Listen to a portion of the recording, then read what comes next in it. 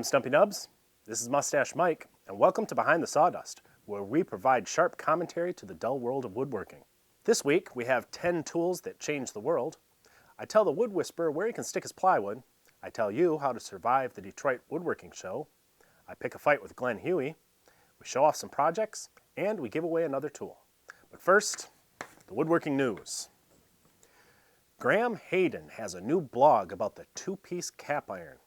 These interesting innovations appeared on some record planes from the 30s to the 60s and are still found on Clifton planes today. They were originally marketed as time savers. By removing only part of the cap iron, you wouldn't have to readjust its settings after honing the edge. But let's face it, it's not a big deal to remove the whole thing and then put it back on. Now, if it would have eliminated the need to readjust the iron itself, that would be a great idea. Anyway, Graham seems to like them, and his blog tells you why. Looking to buy a cheap bandsaw? Chris Schwartz has written an article about identifying a good used model. Here's a hint. Look for an old Delta. Thousands of them were made right here in the good old USA, right up through the 80s. And not only were they built like tanks, their universal design makes it easy to find matching parts and accessories too. Chris goes on to reveal some of his favorite upgrades and tells us how to find a deal that will last you a lifetime. Are woodworking pens the new cupcakes?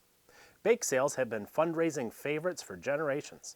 I myself have funded several Little League teams and my local library almost entirely through my cookie purchases, and I have the muffin top to prove it. But I've heard of more than one woodworker who has donated hand-turned ink pens to his cause of choice. People love handmade pens, and they can be made for as little as $3 each. So take a sledgehammer to Junior's lemonade stand, set up the lathe, and tell him to start raising some cash. Because college ain't cheap, and let's face it, those kids aren't exactly scholarship material. General Tools has an interesting new idea for people who like to use pocket holes for cabinet construction. It's called their Professional Face Frame Jig, and it's designed to make quick and easy to assemble wood frames. The flip-down jig works both as a clamp and a pocket hole drilling guide, while adjusting stops make positioning your parts easy. They say it saves time and increases productivity by eliminating the need for separate drilling and assembly operations, and by delivering repeatable, professional results. Craig Jigs has long been the king of the pocket hole industry, but at $200 for a full setup, including 2 jigs, aluminum track, stops, and more, the new General system may start cutting into the market share that Craig now owns. I haven't tried one out yet, so I can't speak to the results, but I'm eager to see it in person. Another tool many have been eager to see is Stumpy's new dual-stage drum sander, and I'm pleased to announce that we have plans finally available at stumpynubs.com. This is one of our most anticipated projects, and nearly 100 viewers have already picked up the plans to build their own. We greatly appreciate the support we get from everybody, since the plans are what makes all of the woodworking goodness we produce possible. Woodsmith magazine has gotten a facelift, and now it looks 30% fatter. Beginning with the January issue, they have expanded the journal with new departments, including Mastering the Table Saw, the Router Workshop, Great Gear, and In the Shop, each of which will focus on a different part of their woodworking craft. But the biggest change is the combining of Woodsmith and Shop Notes magazines. That's right, Shop Notes, the jig maker's magazine journal of choice, is now gone. Yes, it came as a surprise to me too. In January, I renewed both my Woodsmith and my Shop Notes subscriptions, and now I'm getting 2 issues of Woodsmith in the mail. You would have thought they would have told me just not to renew the Shop Notes. Anyway, they're calling their new journal the Woodsmith Guild Edition, which is also confusing because it implies that there's a regular Woodsmith edition, which there isn't. I don't know who's in charge of this transition, but it sure is going smoothly. Lost Art Press has published the Book of Plates. And believe me, it has nothing to do with my limited edition Elvis plate settings. Instead, it's a collection of all the wonderful engravings from the 18th century woodworking masterpiece by André Roubaud. This 472-page coffee table-sized volume contains high-resolution reproductions of each rare plate on fine paper, and it's hardbound with quality and craftsmanship that we've come to expect from this small publisher. Of course, this kind of quality comes at a price, $100. But Stumpy paid more than that for the hard volume set of Calvin and Hobbes cartoons. A classic work to be sure, but the book of plates seems like a much wiser investment. The January issue of Woodcraft magazine includes their list of top 10 game-changing tools of the past 10 years. The Stash and I are going to take a look at what made the cut in this edition of Point Counterpoint. Number 1 was digital measuring tools. I have a few of these, and I love them. I have some too, and I love the idea, but in reality, they're pretty useless because the batteries are always dead when you want to use them. Number 2 on the list is Carbide turning tools. I have a few of these, but I've never actually used them. They do look nice in the rack though. I think they're just great for beginning or intermediate wood turners, but all the professional turners I know, they still prefer traditional steel tools. That said, they are so easy to use that they've brought a whole new group of people into wood turning, and that's a good thing. Number 3 is the new generation of cordless tools. They have much better batteries and even stronger motors. I really love them. I have a love-hate relationship with all cordless tools and people with mustaches. I love them when the batteries are full, hate them when they need charging. And I have yet to find a cordless circular saw that can cut through a 2x4 without wheezing like me walking up a flight of stairs. Number 4, spiral head cutters for jointers and planers. Another thing I haven't tried, but I like the idea.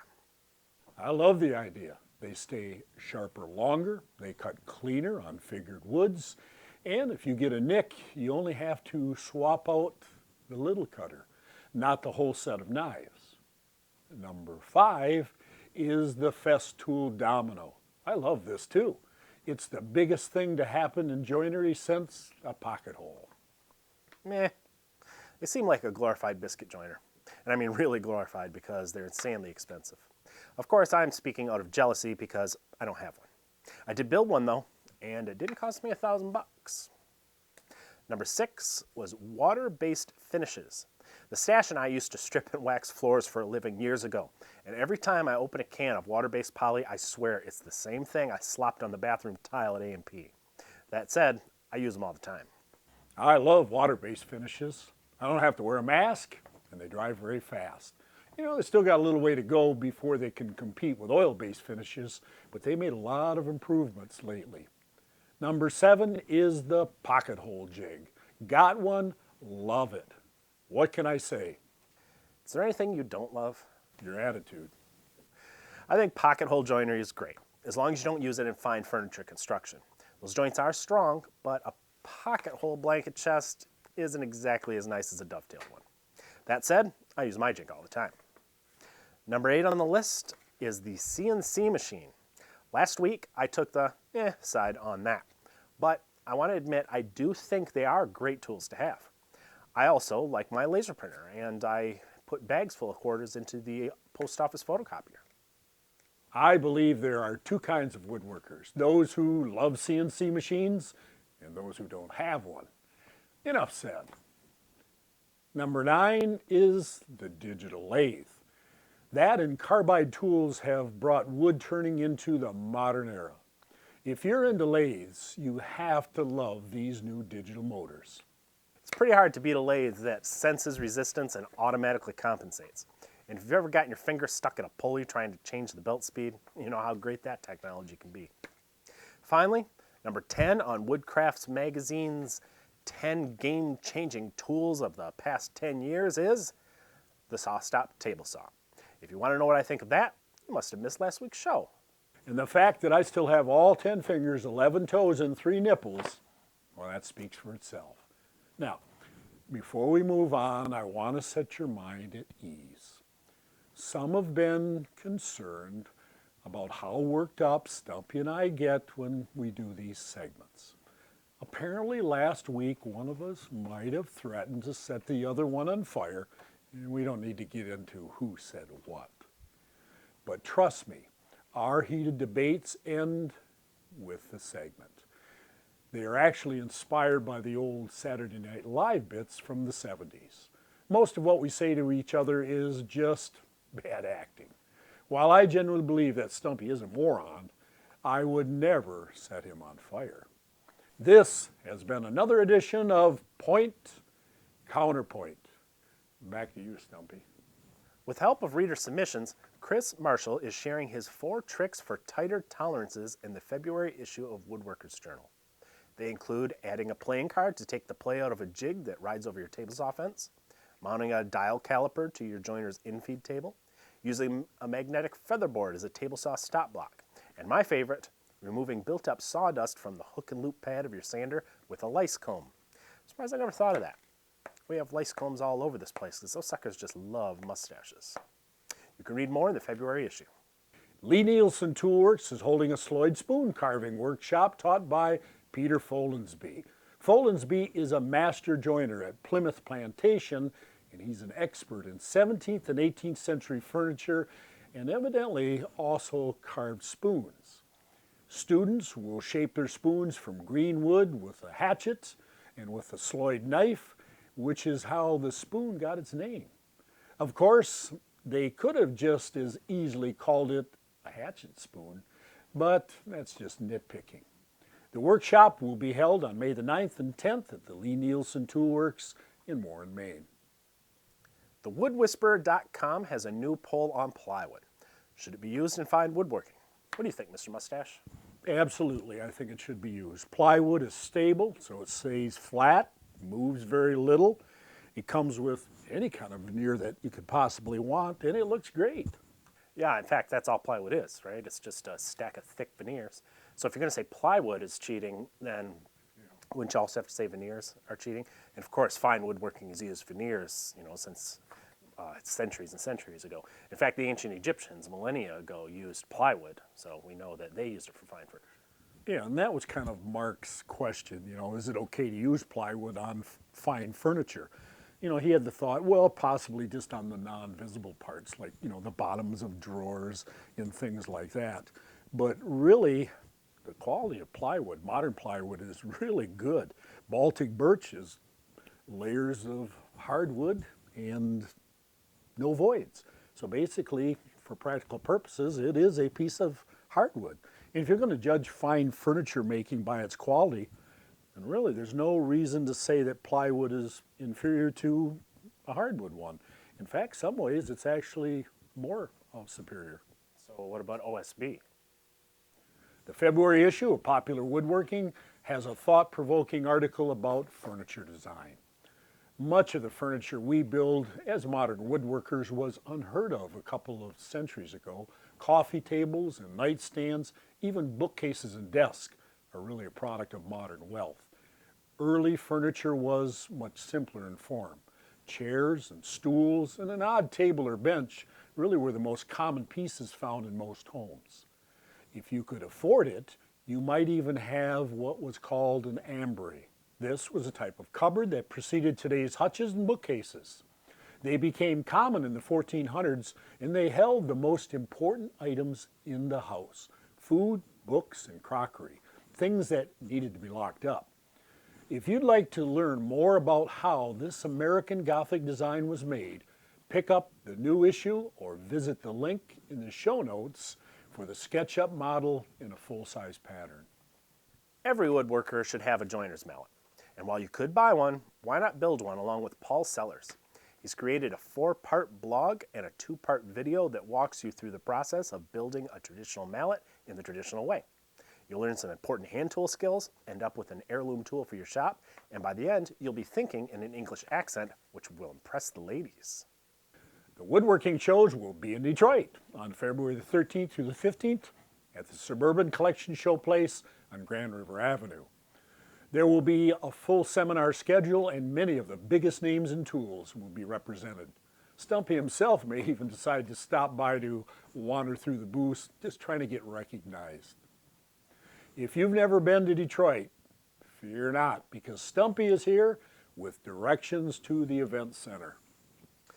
All right, what you do is you go down 8 Mile past Eminem's house, but don't stop and gawk. You will get shot. Keep going through the gang war and then turn right at the red crack house. Not the first red crack house, I think it's the 5th one.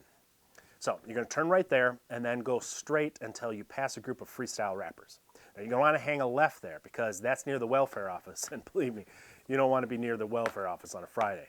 You will get shot. I have to warn you, this is a bad part of town, so lock your doors before you get there. Don't wait to lock your doors until you pull up at a stoplight next to a group of teenagers in an El Camino. You will get shot. So eventually, you're going to come to a gas station where somebody's getting carjacked. Turn right there and step on it because that's a school zone. And if you slow down for even a second, you're going to have a dozen kids in the road in front of you trying to sell you pot. Don't honk your horn at anybody. You will get shot. Now, just past the school is a stoplight. It's easy to miss this one because all the lights in the city is out. But the way I remember is there's a guy named Larry that's always on that corner fighting a cat. Don't give Larry money. He will just buy booze with it. Besides, if you roll your window down, you will get shot. Anyway, when you see Larry, turn left, unless it looks like the cat's winning, and then you're going to want to make a U-turn. Either way, you'll eventually get run off the road by a guy in an El Dorado named Sal. Don't look him in the eye. You will get shot. Just give him your money and get in his trunk. He's going to drive you around town for a while, make a few deliveries, and then he'll drop you off at the event center. But you will get shot. Thank you, Stumpy. In other news, Popular Woodworking is giving away a dream workshop. It includes a table saw, a 16-inch planer, a joiner, a lathe, a bandsaw, a dust collector, a router table with lift, and a selection of clamps and other accessories from Jet, Bessie, and Woodpeckers. The total value is near $10,000, and the deadline to enter is May the 31st. Rockler is celebrating Founders Day when they commemorate the company's establishment by Norton Rockler in 1954. What began as a small mail-order business for woodworkers has turned into a nationwide chain. But it's still a family-owned and operated business run by Norton's daughter, Ann. The Founders Day celebration includes a big sale and the third annual Nordy's video contest. Woodworkers are asked to make a 30-second or less video of the best woodworking tip you've ever received. Creativity counts more than video quality, so don't be afraid to enter even if all you have is just a cell phone camera. There will be 2 $500 prizes and 2 $250 prizes, and all entries must be in by February 22nd. But here's a tip. 2 of the 4 winners are chosen through viewer votes on Facebook. If you want a shot at viewer's choice, you have to get your video in early so you can accumulate those votes. You can enter any time before the deadline. I usually get my entry in pretty late. But late entries really only have a shot at one of the 2 Academy Choice Awards. As many of you know, I am a 2-time reigning Nordy's champion. But don't worry, there's still 3 prizes for the rest of you to win. Glen Huey has written an article for the new edition of 360 Woodworking magazine about simple woodworking jigs. And as a guy who literally wrote the book on woodworking jigs, Stumpy has something to say about it. So Glen Huey likes simple jigs. He even showed us 6 of his favorites, 7 of which he used to build his last piece of furniture. Yes, you heard that right. I admit that a push stick and a wooden straight edge are useful. I use them all the time to chase the neighborhood kids off my lawn. But Glen, buddy, pal, I am not, nor will I ever be, jigalicious. That's the name he gives to woodworkers like me who use star knobs and threaded rod and multiple parts in our jig building. Not that he doesn't like complex machines. I mean, he must know that the tools he uses every day in his shop are full of knobs and rods and parts. He just says that he prefers to build projects. So let me get this straight, Glen. You seem to think that engineering a complex, finely tuned piece of wooden machinery with multiple moving parts is little more than a distraction, while building, let's say a table is what qualifies as a project. I don't disagree that a table can be a tough build, what with the whole 4 legs at a top thing. But when we jig makers design a table, it often has gears and sliding carriages and micro-adjustable lead screws, all of which come together with a level of precision that is almost unimaginable with wooden components. Your table may be beautiful, Glen, but my table can build your table. You see, without us, your projects wouldn't be possible. If some jig maker hadn't fiddled around in his spare time, the W.F. and John Barnes Company wouldn't have had that fancy new sawing contraption in their 1885 catalog. Wasn't Oscar Ansrud working on a project when he built the first motorized router? You see, woodworking is an art of making things from wood. Some things are beautiful in form, others are beautiful in design. All are legitimate ways to spend your time in the workshop. I wish I had more time to build tables and cabinets and highboys. Hey, I'll tell you what, maybe when I get a break from designing the jigs that make it possible for a new generation of woodworkers to build those things with more precision and accuracy than ever before, I'll swing by your shop and see what project you're working on. You buy the cold ones. And that's all I have to say about that. So don't you think you're being a little too hard on him? Yes, I am. I know he didn't mean that. What he meant was he'd rather not spend a bunch of time making his jig. He wants to spend the time using the jig to make the piece of furniture. But if we can't take one sentence a guy makes out of context and rant about it for 5 minutes, why do we even have the internet? Popular Woodworking just reposted a great article written by Robert Lang about the biscuit joiner. It's one of those tools with such promise that all too often turns into frustration when your joints end up out of whack. Lang says it isn't the tool's fault and goes on to explain how to make the machine perform properly. If you have a biscuit joiner or have thought of buying one, you should read this article. It also wouldn't hurt to check out my homemade benchtop biscuit joining machine on our website. I thought that was a biscuit making machine. That would explain the buttermilk. We have some very inspiring projects to show off this week. First up is the painted chest by Maple Rock. He made it for his wife's carving tools, and he struck a deal with a local artist to do the painting. Very nice. Sam Marine built this log cabin doghouse for a favorite pooch. It's nice to see a dog living in a more rustic setting. You know, getting off the grid. Great job, Sam. The Woodfather created this clever box joint jig for people who don't have a dado set. It uses wooden blocks for spacers and a machine screw to set the spacing. It's a really good idea. Hunter 71 carved these golf club heads from Russian lepa wood. Each of the old gentleman's expressions revealed their approach to the game. Very well done. And finally, we have a complete car carrier set from Holzwurmber. At least I think that's how he says it. My German is a little rusty, but you know it'll never rust. These awesome trucks. If you have a project you think might inspire others, send us some photos and a description to support@stumpynubs.com.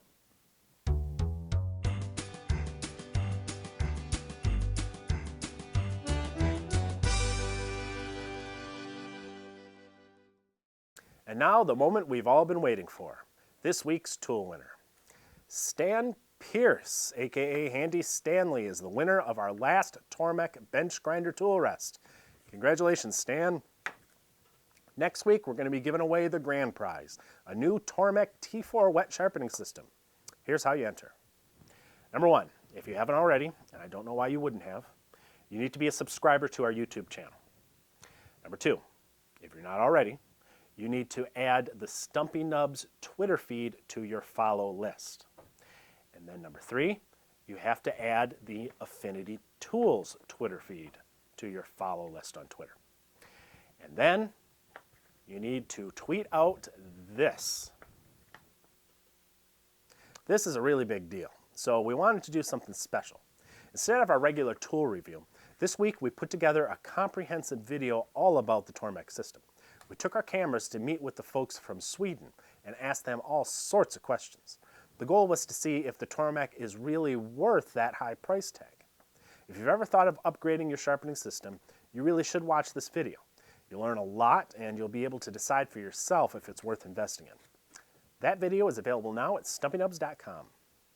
Well, that about wraps things up for this episode of Behind the Sawdust. Tune in next week to see Stumpy gain even more weight. Don't forget to check out the new drum sander plans and be sure to visit stumpynubs.com at least once a week for the latest in woodworking infotainment. And check out that new Tormek video. Then you can sit back and have a cold one, because you've earned it, my friend.